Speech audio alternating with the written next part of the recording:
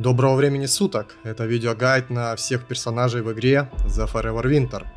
Расскажу положительные и отрицательные аспекты каждого героя. Это поможет вам определиться, за кого лучше играть. В этой игре есть три основные координаты, которые будут определять ваш стиль игры и получаемый опыт за экспедицию. Первый – максимально быстрая скорость бега, но при этом маленькая грузоподъемность и ограниченное использование оружия. Второй, противоположный первому, а именно медленная скорость бега, но при этом огромная грузоподъемность и возможность использовать тяжелое вооружение. И третий, усредненное значение по всем характеристикам.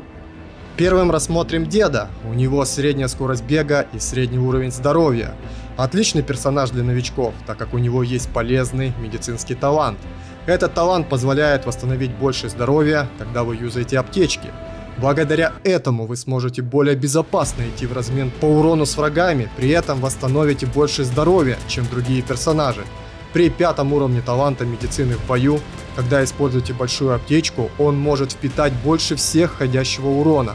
Шанс на выживание у него самый высокий в таких ситуациях. Вот пример в цифрах. После боя в безопасном месте я заюзал большую аптечку с 3 уровнем таланта и почти полностью регенерировался. Восстановил 783 единицы здоровья за один раз. Однозначно полезный навык. По всей карте чаще всего встречаются маленькие аптечки. И даже с ними в безопасном месте вы сможете восстановить больше здоровья. Это тоже важный плюс.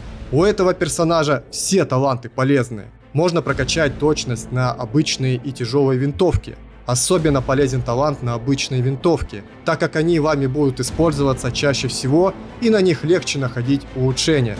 Есть талант на рюкзаки. На 3 и 4 уровне такого таланта можно взять большой рюкзак. Тем самым вы сможете получить больше предметов и опыта за экспедицию.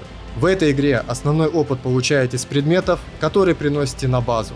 Чем их больше и их стоимость дороже, тем больше опыта получаете. У Деда критичные минусы отсутствуют. Персонаж хорошо сбалансирован.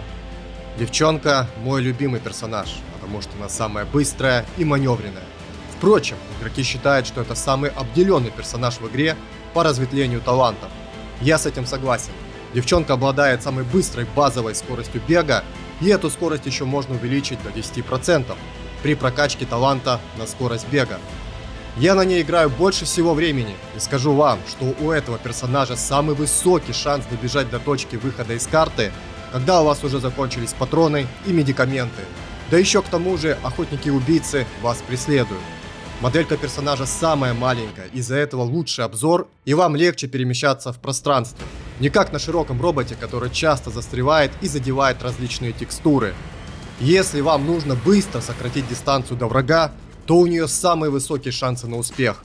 Ее быстрота дает возможность инициировать любые действия.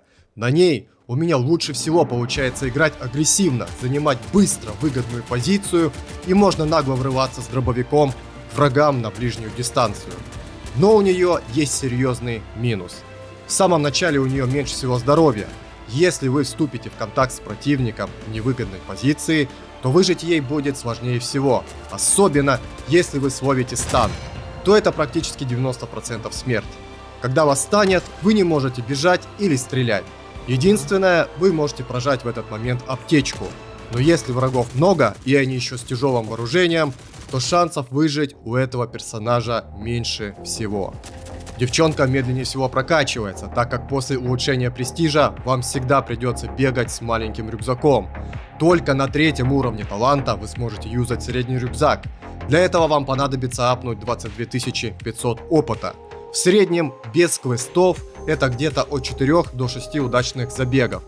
По моему субъективному мнению, она обладает двумя ненужными талантами. Точность на пистолеты и пистолеты-пулеметы. Есть более надежные и эффективные варианты использования оружия в бою.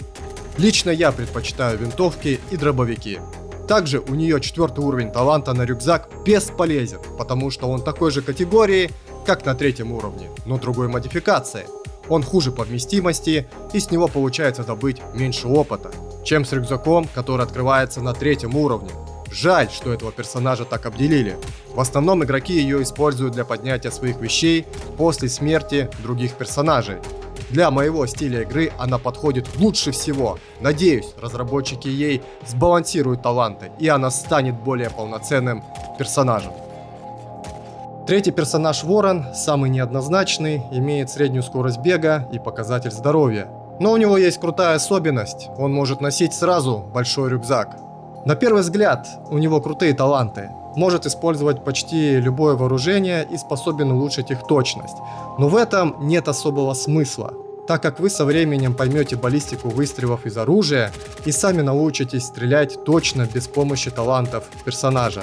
Делал различные тесты с 5 уровнем точности таланта по стрельбе вблизи, на средней и на дальней дистанции. И заметил положительный момент.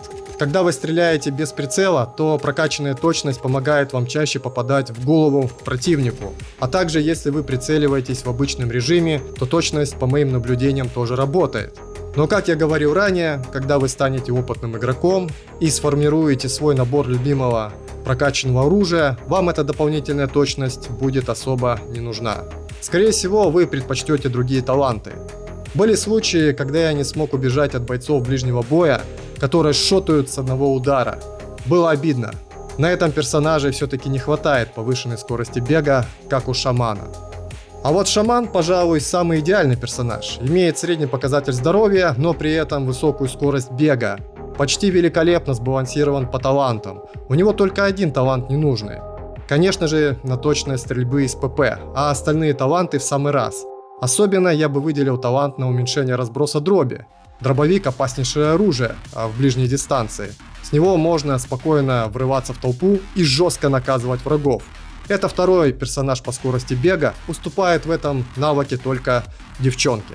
Сразу может носить средний рюкзак. В дальнейшем ему прокачиваете талант на увеличение грузоподъемности, от этого будете получать еще больше опыта. Думаю, этот персонаж самый подходящий для новичков. Теперь рассмотрим робота. Он имеет низкую скорость бега, но при этом может сразу носить большой рюкзак. И у него больше всего талантов в игре, которые прокачиваются до 5 уровня включительно. Таланты на увеличение меткости на все виды оружия. Он единственный, кто может использовать любой вид оружия, от пистолета до гранатомета. Выбирайте, что хотите. В этой игре до сих пор баганутый спаун врагов.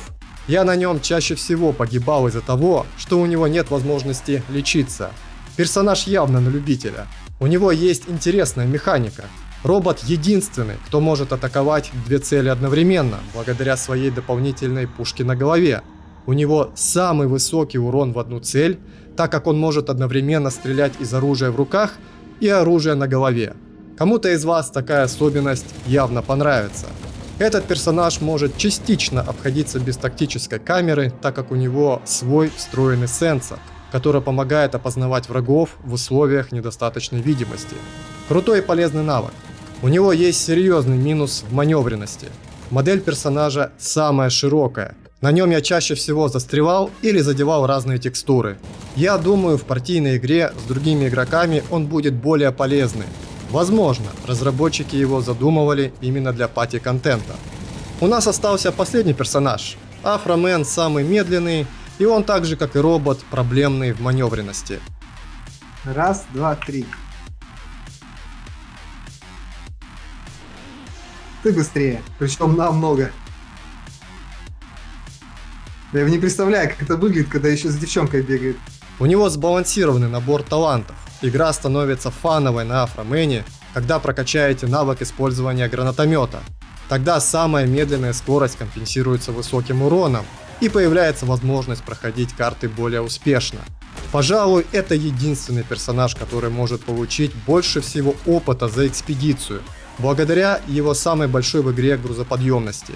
Его грузоподъемность можно сделать еще больше, когда прокачиваете специальный талант.